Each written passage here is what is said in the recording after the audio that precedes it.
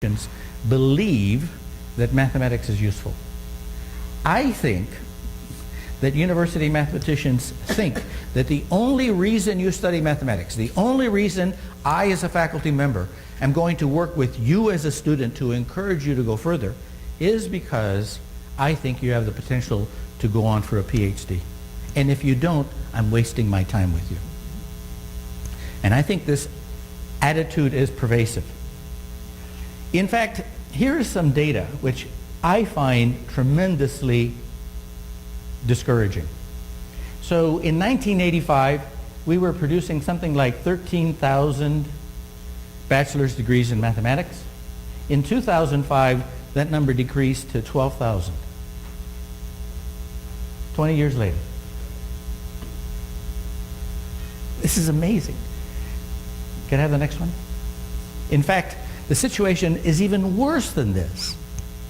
Because during this time period, we had a huge increase in the number of students going on to the university, and as we got more students, the percentage of mathematics majors went down.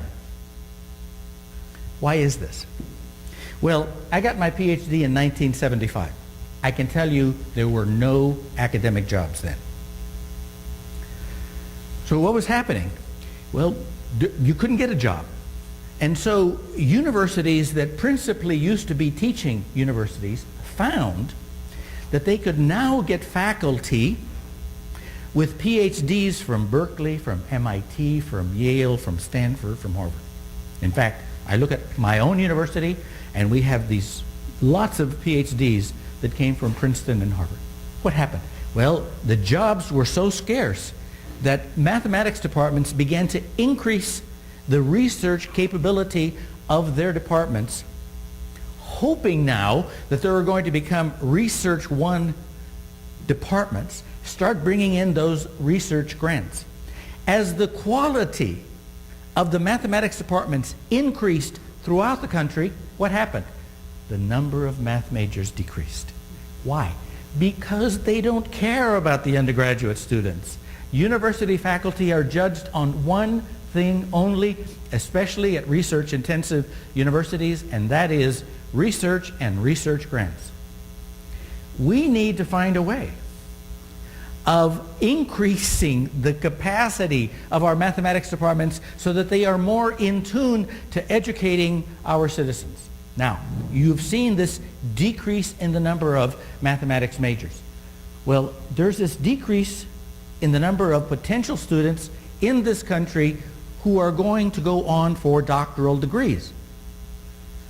Well, if we have fewer students to go on to doctoral degrees, maybe I should cut down on our graduate program. I'm training to be a stand-up comic, by the way. This is laughable. They're not going to do that. What did they start to do? They started to import huge numbers of international students. In 1975, 75% of the PhDs in mathematics in this country went to domestic students. That number is down to 44% last year. So we're not convincing our own students, and in fact, we don't have to, because we care about running a graduate program, and if you don't want to study, listen, I can bring in lots of students from China and from India. And in fact, this is typically what's happening. In fact, I know departments who have told me they don't even bother to recruit in this country, they just go abroad. So, if one of our goals is to increase the number of minority STEM teachers, first of all, we have to increase the number of students taking calculus and being successful at it. If you're not successful in calculus, you're not going to become a mathematics teacher. And of course, what we want to do is we want to increase the number of mathematics majors nationwide. Now you hear all the time, Barbie is famous for saying that math is hard. Can we convince our students that they should be studying mathematics? In fact, many of us in the minority community have been doing this, and in fact there are wonderful models around that could be emulated if departments actually had an interest in it.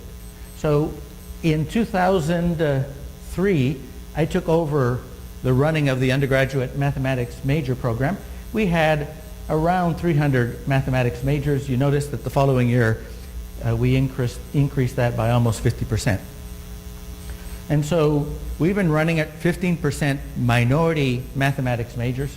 Currently it's 20%. We have a record number of graduates this year. 20% of our graduates are minority students, and they're going off to wonderful places. Can we entice our students into the study of mathematics? Yes. Will we? Well, you know, that's the big question. And it's the question that has huge impact for the economic welfare of this country. Thank you.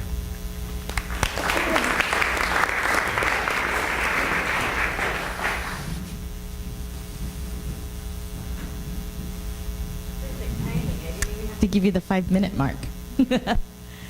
So again, if you go back to the Moodle, there's another area there for a discussion. So again, at your table, one of the big questions that he brought up was, and let me just switch back to that slide, was can this be done? So at your table, what I'd like you to do in your various groups is discuss how can this be done, what are some challenges, and let's talk about, and then we want to post those 2 salient points again on the Moodle. And in a minute, I'm going to try and fix this to make sure that the next speaker doesn't have to go through what you did. I'm sorry. All right. Any questions? Okay. Thank you.